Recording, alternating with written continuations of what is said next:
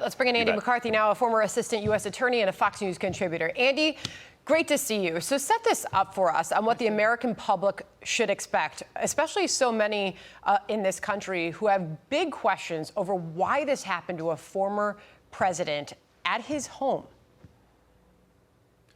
Well, the Justice Department in the first round, Sandra, I'm sure is going to say that almost everything needs to be redacted. But, you know, at the end of David's report, it occurred to me, and I should have thought of this already, they're already having a dispute over this special master because the Trump team wants the court to supervise this sifting through material, whereas the Justice Department has this other procedure that they use when they have that kind of a situation.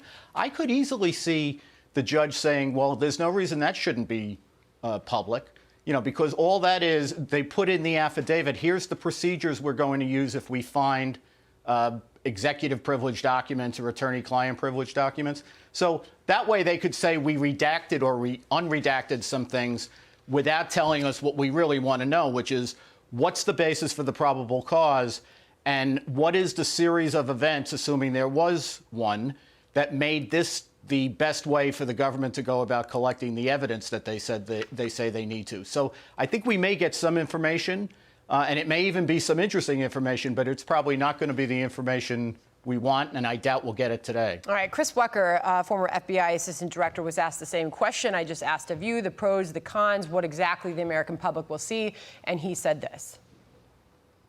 I think DOJ is going to win their argument. They're going to say, well, there's going to be so much information about the reliability of the sources, the specificity of their information that it's going to identify them. We can't do that. All that leaves us is the conduct of the former president. And I think that DOJ would be more than happy to release that. And if they release anything, my concern is that's all they're going to release. Because end of day, we know the DOJ has stuck by that it would be dangerous to release any of this for the public to see. Yeah, so here's why I disagree with that. Number one, to tell us the conduct of the former president, they would have to identify who the witnesses are, which is the thing they don't want to disclose. So I doubt we'll get much of that. But remember, one of the things that David said in his report is the thing that the judge said weighed in favor of disclosure is historical importance. And what I keep trying to stress to people is this is not a FISA situation like the Russiagate stuff where we saw all those affidavits that were blacked out for pages and pages.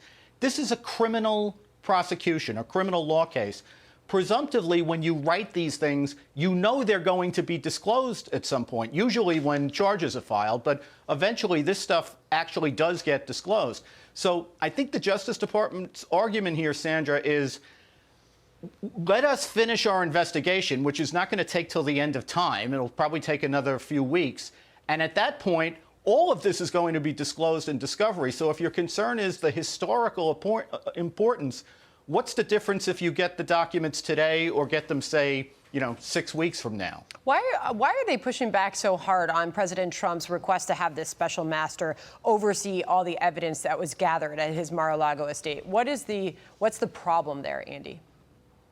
Well, whenever you do a search on someone who has a lot of privileged information, let's say you have a defense lawyer who's somehow in a criminal investigation, if you search the lawyer's office, you know you're going to find a lot of attorney-client privilege documents. So what the Justice Department likes to do is have what they call a filter team, which are lawyers who don't have anything to do with the investigation. They take the first pass through those documents and they decide what the prosecution team is allowed to see. And the idea is to make sure they don't get tainted by any privileged information.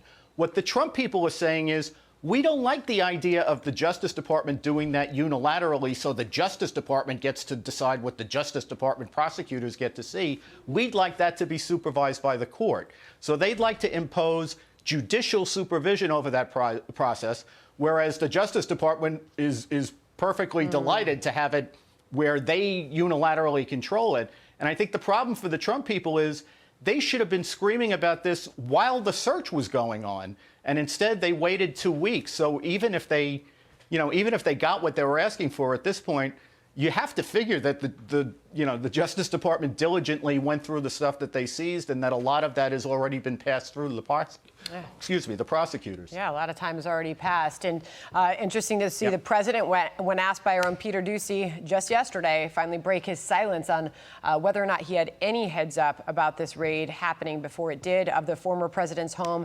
Zero heads up, said the president. All right, Andy McCarthy, thank you very much.